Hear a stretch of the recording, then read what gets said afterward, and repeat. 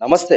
ప్రస్తుతం మనం మహబూబ్‌నగర్ జిల్లా కేంద్రంలో ఒక కొత్త చర్చనీయాంశంగా మారిందని చెప్పుకోవచ్చు. ఎందుకంటే హైడ్రా తరహాలోనే మహబూబ్‌నగర్‌లో గూడా గతంలో ఎప్పుడో 200 పైచిలుకు అంటే బఫర్ జోన్‌లో ఉన్నాయి. ఎఫ్‌టీఎల్‌లో ఉన్నాయని చెప్పి గూడా ప్రచారం కొనసాగుతుంది. పూర్తి స్థాయిలో మహబూబ్‌నగర్‌లో ఎంత అంటే ఏ మేరకు చెరువులో అంటే అంటే పెద్ద చెరువు గావచ్చు, ఇక పాల్కొండ చెరువు గావచ్చు, ఇలాంటి చెరువుల్లో అక్రమ కట్టడాలు నిర్మించడం జరిగింది. అయితే ఎటువంటి అంటే ఎన్ని అక్రమ కట్టడాలు ఈరోజు వీళ్ళు గుర్తించడం జరిగింది. ప్రస్తుతం మన దగ్గర మున్సిపల్ కమిషనర్ ఉన్నారు. వారిని అడిగాను. సార్ చెప్పండి సార్.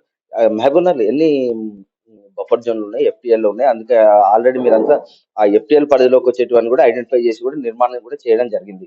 టోటల్ బఫర్ జోన్‌లు, ఎఫ్‌టీఎల్‌లు. ఇది పరిస్థితి. అదేనండి. గతంలో ఇప్పుడు వారం రోజులుగా వైరల్ అవుతున్న ఆ లిస్ట్ అయితే మేము ఇష్యూ చేసింది కాదు. మేము గుర్తించినది కాదు. గతంలో చేసిన సర్వే ఉండొచ్చు. దాన్ని మేము కొట్టి పారేయలేము. దాన్ని బేస్ చేసుకొని ఒకసారి రీచెక్ చేసుకొని మా సర్వే మొత్తం కంప్లీట్ చేసి మేము వివరాలు వెల్లడిస్తాము.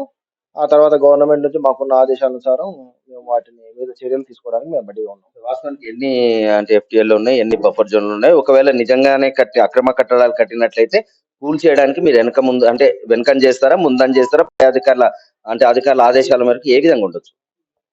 మా సర్వే కంప్లీట్ కానియండి. ఆ తర్వాత మేము ఆ లిస్ట్ అంతా తీసుకెళ్ళి జిల్లా కలెక్టర్ గారికి, తర్వాత మా పై అధికారులకు మేము నివేదిస్తాము. వాళ్ళు ఏ విధంగా చర్యలు తీసుకోమంటే ఆ విధంగా ముందుకు పోతాం. ఇంతవరకు ఎంతమంది ఐడెంటిఫై చేయడం జరిగింది? మీ మున్సిపాలిటీ పరిధిలో టోటల్. మా సర్వేలు నడుస్తుంది. ఆ సర్వేలో ఒక 30 మందిని ఐడెంటిఫై చేయడం జరిగింది. ఆ 30 మంది కూడా నోటీసులు ఇష్యూ చేయడం జరిగింది. ఈ సర్వే ఒక నెలలో కంప్లీట్ చేస్తాం. కంప్లీట్ చేసిన తర్వాత పూర్తి వివరాలతో మీకు ఒకవేళ అక్రమంగా నిజంగా కట్టినట్లయితే ఎలాంటి చర్యలు ఉండబోతున్నాయి?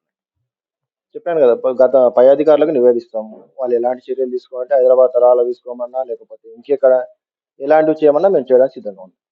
ఇది మహబూబ్‌నగర్ మున్సిపల్ కమిషనర్ యొక్క సారాంశం. ఏదేమైనప్పటికీ ఇప్పటికి 30 పైచిలకు మేము అక్రమ కట్టడాలను గుర్తించడం జరిగింది. పై అధికారుల ఆదేశాల మేరకు కూల్చివేయాలా? లేతే అదే విధంగా కొనసాగించాలా అనేది అధికారుల ఆదేశాల మేరకు మేము ముందడుగు వేస్తామంటూ కూడా మున్సిపల్ కమిషనర్ మహేశ్వర్ రెడ్డి అంటున్నారు. మహబూబ్‌నగర్ నుంచి మన తొలివేలు కోసం మీ మధు.